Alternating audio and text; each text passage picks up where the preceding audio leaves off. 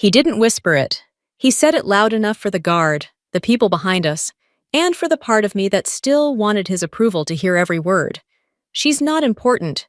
She's just with me.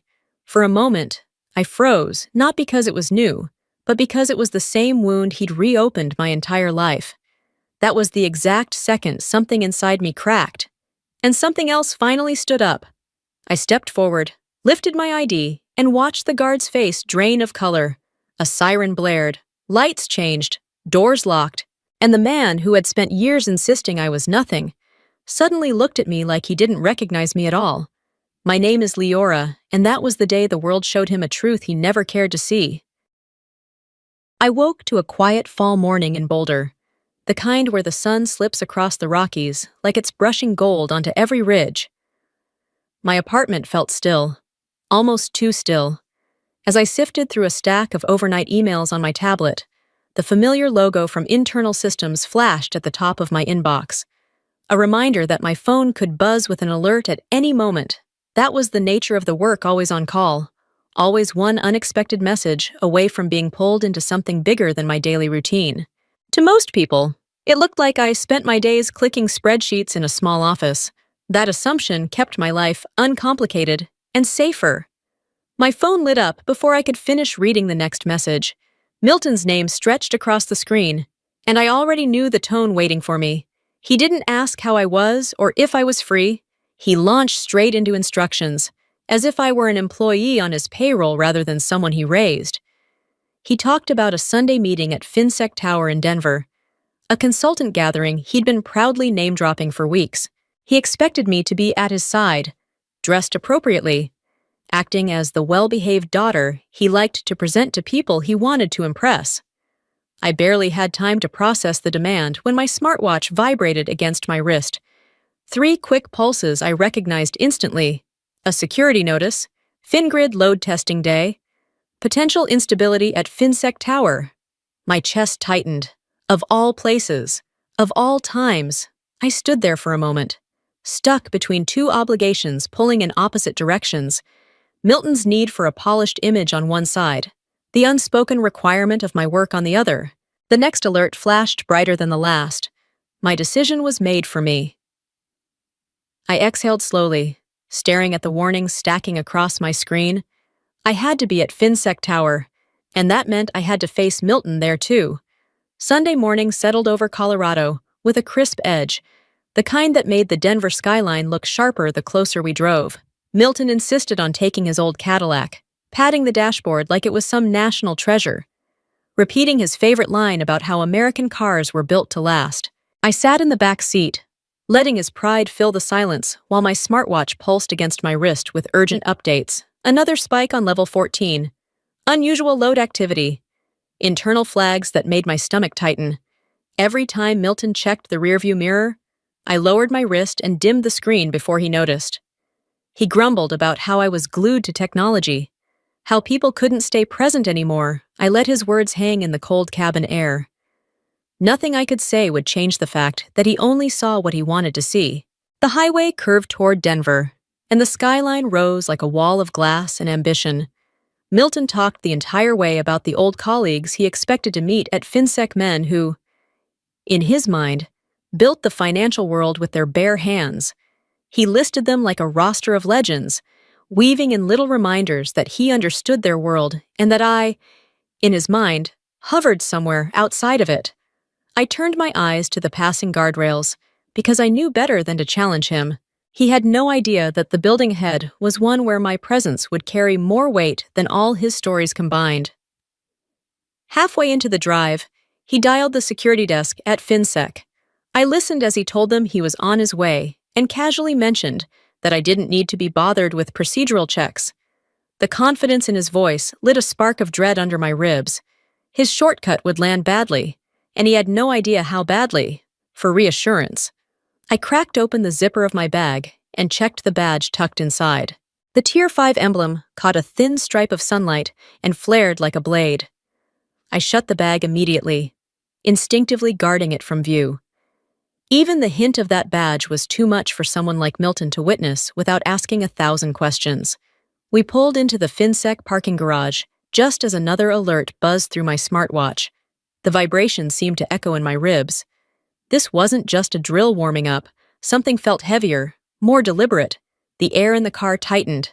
Whatever waited inside, it wasn't going to be routine. The entrance to FinSec Tower radiated a sterile intensity.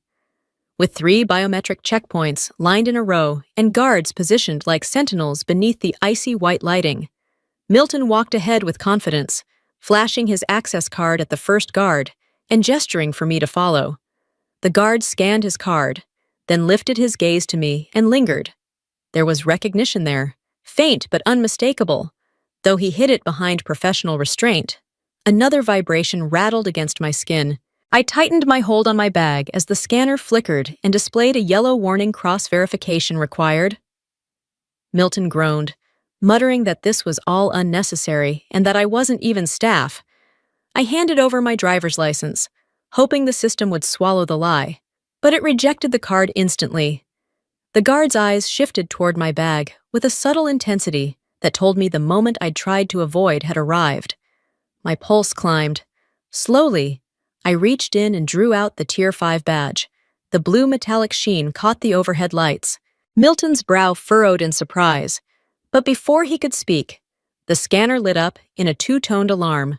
The monitor shifted to red, then white, carrying the message that froze everyone. Critical asset identified. Level 5 clearance detected. Locks clamped shut behind us. Cameras pivoted. The guard straightened fully, his voice steady but edged with urgency as he asked me to wait for the commander. Milton stared at me, shocked and speechless. Footsteps echoed down the corridor until the security commander reached us, stopping directly before me with a respectful nod. "Agent Penhaven, we've been expecting you." Milton turned toward me with a look that said he was finally seeing a stranger, someone far more significant than he had ever allowed himself to believe. The moment the commander addressed me, everything around us shifted into a harsher, colder clarity. The security gates locked with a metallic snap. The overhead lights intensified to that sharp white-blue reserved for high-threat protocols, and every guard straightened as if pulled by the same unseen thread. I could feel Milton staring at me, stunned, as if he were finally realizing he had no idea who was standing beside him. Before he could process it, the commander's radio crackled with urgency. A strained voice pushed through the static level 14 shows a real breach. "This isn't part of the drill." The words landed like a blow. Milton turned toward the commander, sputtering a half-formed question, but the commander was already looking at me. "Agent Penhaven, we need direction." There was no hiding anymore, no slipping back behind the quiet life I let others assume I had. I gave a single nod, stepping fully into a role Milton never knew existed. A guard immediately approached him, requesting that he step back as the building shifted into lockdown. Milton reacted like someone had slapped him. He barked something about having an appointment, as if schedules mattered when an entire financial system was being threatened. The guard stayed steady, repeating that he was obstructing procedure. I didn't have to say a word. My silence did the work for me. It always had, but never quite like this. The commander handed me a tablet with layered access controls. "Which floor do you want sealed first?" "Agent," I input the first command, speaking the verification phrase. The nearby biometric interface recognized my voice instantly and responded with the unmistakable acknowledgement of a Tier 5 clearance. Milton's expression twisted into disbelief, like he was watching his version of me crumble. He lurched toward us, voice cracking, insisting everyone had misunderstood, insisting I couldn't possibly be who the system said I was. A security officer blocked him with methodical calm, hand poised near the emergency restraint switch. One more step and they would isolate him without hesitation. His face drained of color. The commander glanced my way. "Is he family?" I exhaled slowly. "Mark him as a visitor. Escort him to the safe room." Milton's protests faltered as they took him by the arm. I didn't turn around to watch. I stepped through the layered doors into the secure wing, leaving behind a man who had lived his whole life believing he was the most important person in every room. Now he was the one being removed from it. The control center swallowed me in a rush of cold air and relentless data. Floor-to-ceiling screens pulsed with red network pathways. each one representing a piece of the financial infrastructure being targeted. Technicians called out updates, but the room quieted when I approached the command console. They were waiting for me. A tech near the main panel spoke first. "There's a strike on the Fedwire backup gate. If they break through, interbank settlement freezes nationwide." The room tightened. The commander looked to me again, and for a moment, the entire operation balanced on a breath. I studied the map, these spreading red lines, the unstable nodes, the pressure on critical pathways. There was no margin left. Outside the glass walls, a guard's voice carried faintly through the intercom. "Visitor Penhaven is requesting to exit. Denied." I caught sight of Milton on the corner security feed. He stood in the containment room, his hands pressed against the glass, staring into the command center as if he finally understood the scale of what I was part of. His fear wasn't for himself, it was for the truth unraveling in front of him. Another tech spoke up, stammering, "We're minutes away from losing the segmented data block." This wasn't just a malfunction. It was the kind of threat capable of shaking national stability. I steadied myself and issued the orders. Initiate full segment lockdown. Shift to track 0 backup routing. Isolate every interbank endpoint. Alarms changed pitch, the system responding to my commands. Then the twist arrived, an override message flashing across the main screen. Operational command transferred, primary controller Penhaven, L. A hush fell over the room. One of the younger technicians turned toward me, his voice barely above a whisper. "You're the top authority here," I answered with a single steady breath. "Yes." The feed showing Milton flickered. He covered his mouth with his hand, eyes red, shaken in a way I had never seen in my entire life. The final door to room 0 slid open ahead of me, light spilling across the floor in a stark white band. I stepped forward, crossing into the heart of the system I had been trusted to protect, fully aware that the person deemed insignificant that morning had become the only one capable of stopping the collapse of an entire economy. Room 0 felt colder than any other place in the building, a chill that seemed to seep out of the humming servers surrounding us. The national FinGrid map stretched across the main wall, peppered with pulsing red clusters that grew brighter by the second. Technicians rushed between terminals, their voices overlapping as warnings escalated faster than they could track. From my left, a specialist shouted over the noise that the attack had spread toward the Swiftgate network. The implication hit instantly if that breach connected. International settlements could stall across multiple regions. This wasn't an overstimulated drill. It was coordinated, targeted, and designed to hit where it would cause the greatest shockwave. The system lit up with a new prompt: Tier 5 override requires DC confirmation. I requested an emergency connection to Washington, but the line only spat static. Every attempt bounced off interference, and the silence on the other side was more alarming than the erratic alerts. A technician's voice broke as he asked how we were supposed to activate the primary lock without approval. The truth lodged in my throat: we couldn't, but failure wasn't an option. Before I could answer him, the feed from the corner camera snapped into view. Milton was pounding the glass of the holding room, shouting at the staff. He demanded access, demanded answers, claimed a right to information he had never earned. Guards tried to calm him, but his voice carried through the hall loud enough for everyone in room 0 to hear. He insisted I wasn't capable of handling this, demanded they find a real commander. I shut my eyes for a moment, steadying myself. He had no idea that the person he was pleading for had already been handing out the commands he imagined belonged to someone else. The alarms climbed in tempo, pushing the room to the edge of panic. The security commander stepped to my side, lowering his voice with a grave heaviness. According to Red Pen protocol, any emotionally connected individual endangering a Tier 5 operator had to be isolated. The decision fell to me. A single breath steadied my voice as I authorized the isolation. Milton was escorted away within seconds, still clinging to his own narrative of who I was. The room turned back to the screens, and I turned with them, pulse hammering in the base of my throat. It wasn't just a tactical choice, it was a personal fracture. The main display went blood red, flashing a new warning: primary database breach attempt detected, 30 seconds to override. She's. FinGrid had never hit that threshold in my time working behind its walls. I felt the weight of every eye in the room.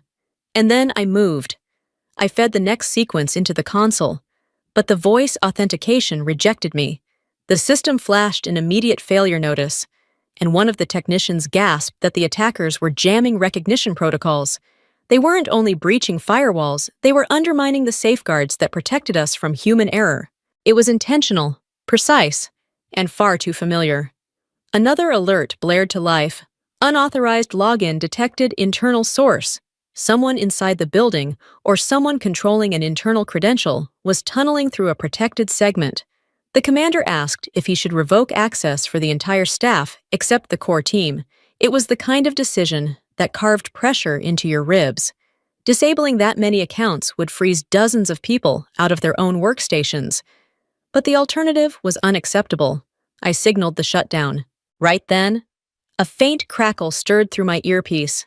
A voice from Washington whispered through the static long enough to tell me they were fighting to restore the line. The last words were the most important. The authority to activate full control had shifted to me. The connection died instantly, but it was enough to anchor the next move. A technician called for my attention again, hands shaking as he traced a pattern across the breach map. The attack wasn't random. It aligned down to the minute with the calendar of Milton's advisory group. A cold wave ran down my spine. His circle wasn't just connected to the building. They were connected to the breach timeline, whether it was negligence, infiltration, or manipulation. The pattern was no accident. There was no more time to analyze it. The final security layer waited for a command only I was cleared to give. Penhaven Protocol. The emergency sequence built into the system years ago carried a requirement almost no one knew existed. It demanded a secondary family identifier, a signature preserved from the original architect. My mother, her imprint on this system was the only part of her Milton had never been able to erase. And now, it was the key to stopping a collapse. I placed my hand on the sensor and spoke the identifier she had left behind. A code loaded with grief and history. The room held its breath. Then the system accepted it, locking down every compromised segment in succession. The attack was contained. Exhausted technicians dropped into their chairs. The commander exhaled like he'd been underwater. The display shifted to a calm green, stamped with the message, Incident contained primary controller, Penhaven, L. My heartbeat was still racing when the thought surfaced not of victory, not of fear, but of Milton, and how little his recognition mattered anymore. Room 0 settled into a suffocating hush, the kind that followed a storm but promised another wave. Most alerts faded from the screens, yet one display stayed blood red, pulsing in defiance, the final endpoint, the one breach still alive. A technician shouted that it connected directly to Denver's clearing center if attackers slipped through. The entire financial network could collapse backward. I scanned the routing map and felt my jaw tighten. The vulnerable node belonged to the same advisory network Milton bragged about. All these years he dismissed me as insignificant, yet the system he worshipped was the one threatening to drag the country down. The commander warned that sealing it would freeze legitimate transactions. It would hurt people with no fault in this fight. But the alternative wasn't damage. It was devastation. I told him to lock it. My voice didn't shake. A new prompt flashed endpoint. Critical, require Penhaven key. My mother's backup failsafe, something I'd hoped I'd never need. I placed my palm on the scanner and spoke the code, Penhaven 0. Within seconds, the system sealed the endpoint, cut every hostile connection, and washed the grid in quiet. Steady green, relief broke loose across the room. Applause. Tears. Disbelief. The commander bowed slightly, thanking me for saving Fingrid. Through the glass, Milton watched with trembling eyes, seeing me clearly for the first time. Not because he mattered, but because I finally stood exactly where I did, when the system finally stabilized. Room 0 exhaled as if the entire building had been holding its breath. I stepped into the hallway with 2 agents at my side, one handing me a rapid report incident contained. No data loss. Exceptional command. The words felt clinical compared to the chaos we had just pulled back from, ahead of us. Milton waited rigid, pale, and smaller than I had ever seen him. He didn't approach. He didn't bark orders or fill the air with his usual certainty. He simply stood there, afraid to move. A commander joined us and asked whether he should be questioned for interfering during lockdown. The shock on Milton's face was instant, as if the world had finally corrected his sense of scale. I told them he was coming with me. His shoulders sagged in relief. He took a hesitant step forward, his voice rough. "Leora, I never knew what you actually did," I answered just as steadily. It wasn't that he didn't know he never wanted to. That truth struck harder than any accusation. He lowered his head, and for a man like Milton, that gesture was louder than an apology. A nearby officer added that only 3 people in the entire state could activate the Penhaven Protocol, and I was one of them. Milton turned toward me, stunned into silence. Before we left the tower, I faced him fully. "From now on, don't speak for me. If you want to know who I am, ask." His eyes reddened as he nodded the first honest acknowledgement he had ever given me. Evening settled over Denver as we stepped out of FinSec Tower, the fading light casting long shadows across the pavement.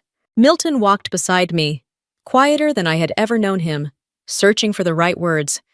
He opened his mouth as if to offer dinner, maybe praise he'd never given before, but I rested my hand on the car door and stopped him gently. I told him I didn't need a meal or a moment of approval. I had things to do. And I was all right. He swallowed hard before managing a single, fragile sentence. "Leora!" "Thank you." I stepped away from the Cadillac just as my phone buzzed with a final update incident contained. "Stability secured across all regional clearinghouses. Report to D. When ready." A small smile surfaced, not pride, not triumph, just recognition. I finally understood my own worth. The sun dipped behind the Rockies, painting the mountains in gold. For the first time, I felt no weight dragging behind me, no need to shrink to fit the boundaries someone else built. I walked forward into the open Colorado sky, hearing the glass doors close behind me, separating me from the man who once defined my world, and reminding me that I now stood firmly in my own,